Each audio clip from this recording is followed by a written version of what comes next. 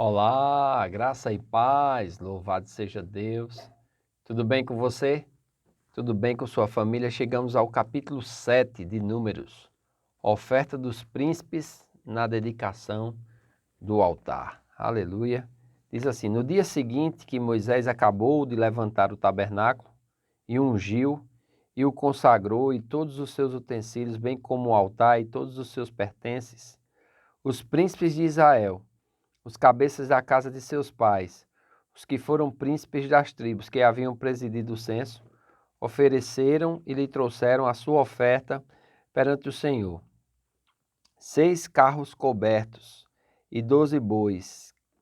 Cada 2 príncipes ofereceram um carro e cada um deles um boi, e apresentaram diante do tabernáculo. Disse o Senhor a Moisés: recebe os deles e serão destinados ao serviço da tenda da congregação, e os darás aos levitas, a cada um segundo o seu serviço. Moisés recebeu os carros e os bois e os deu aos levitas. 2 carros e 4 bois deu aos filhos de Gerson, segundo o seu serviço. 4 carros e 8 bois deu aos filhos de Merari, segundo o seu serviço, sob a direção de Itamar, filho de Arão, sacerdote. Mas aos filhos de Coate nada deu, porquanto o seu cargo estava o santuário, que deviam levar nos ombros. Ofereceram os príncipes para a consagração do altar no dia em que foi ungido, sim, apresentar a sua oferta perante o altar. Disse o Senhor a Moisés: cada príncipe apresentará no seu dia a sua oferta para a consagração do altar. E aqui ele vem falando a respeito das ofertas, ele vem falando a respeito do que cada príncipe trouxe. Amém? Os líderes recentemente nomeados respondem à nomeação com ofertas ao tabernáculo que foi recentemente dedicado. A oferta consistia de 2 partes: uma ao serviço da tenda da congregação, realizada de uma vez, e uma para o altar, realizada em cerimônia de 12 dias. A cronologia aqui faz alusão ao término da construção do tabernáculo, foi comentado no capítulo 40 de Êxodo, e a consagração do tabernáculo e do altar, que vai ser comentado amanhã, Levítico capítulo 8. A oferta do tabernáculo forneceu meios para se levar o tabernáculo na viagem: 2 carretas para os pendentes do tabernáculo e 4 carroças para as tábuas e molduras do tabernáculo. Os coatitas tiveram de carregar as coisas mais sagradas nos ombros, através de varas colocadas em anéis, presos às coisas sagradas. Os líderes são aqueles nomeados por Moisés, no capítulo 1 e 2, e todos trazem ofertas idênticas. A generosidade das ofertas é ressaltada através das repetições e sublinhadas pela soma de totais fornecidos. A generosidade deles deve servir de exemplo para as nossas gerações, ou seja, para as gerações futuras. Amém? Ser generoso para com Deus, saber atender uma convocação, quando ou para o serviço cristão, ou para a obra missionária, ou para o desempenho do ministério. É importante que nós sejamos pessoas gratas, pessoas que são generosas para com a obra de Deus.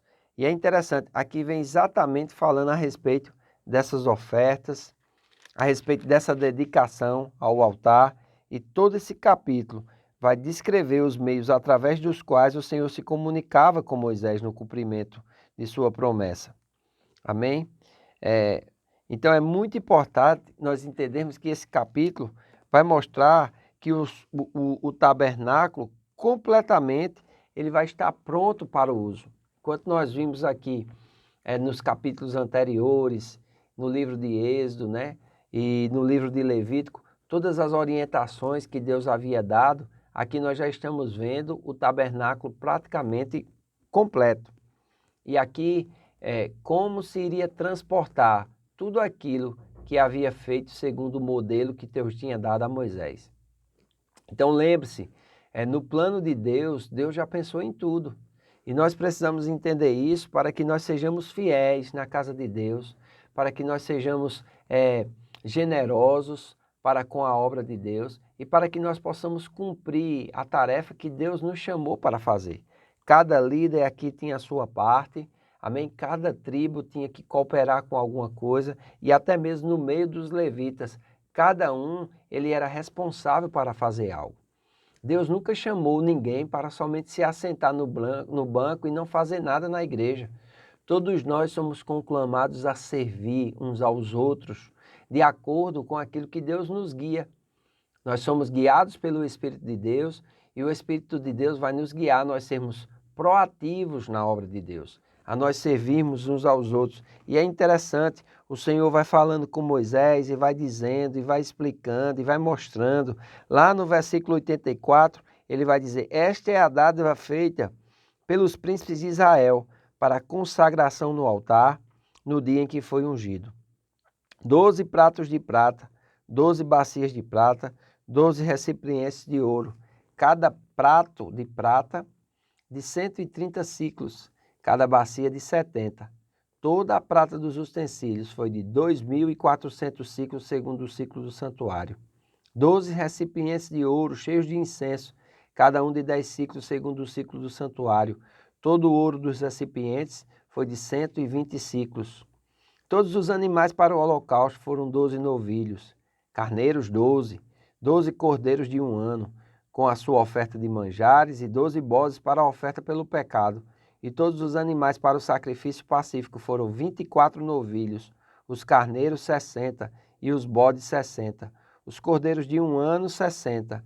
Essa é a dádiva para a consagração do altar, depois que tudo foi ungido.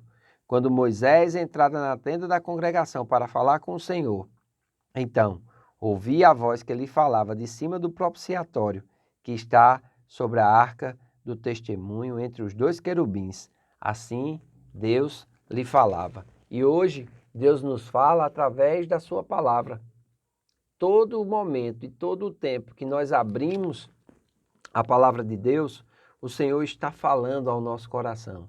E Ele espera que nós sejamos como um homem prudente, que ao ouvir a sua voz, corramos em praticar a sua palavra, em atender às suas orientações e a cumprir os seus mandamentos e os seus princípios. Fazendo assim, nós seremos bem-sucedidos na nossa vida. Nós, naquilo que implementarmos, naquilo que colocarmos na nossa mão, teremos bom êxito. E o Senhor nos dará mercê, nos fará com que nós venhamos a nos aprofundar cada vez mais na vida para com Deus. Uma vida dedicada, uma vida de serviço, uma vida onde a alegria está, né, em conhecer a Deus e os seus caminhos. Número revela muito sobre o caráter e os caminhos de Deus. A oração de Moisés em Êxodo, capítulo 33, versículo 13, deveria ser dominante no coração de cada crente. Pode-se aprender muito sobre Deus e seus caminhos se observarmos seu modo de lidar com Israel. Saiba que nem toda restrição ou oposição é do mal. Deus normalmente se oporá àqueles cujos costumes são imprudentes perante Ele. Então, cuidado para que você esteja servindo a Deus em verdade, para que você esteja servindo a Deus em espírito, amém?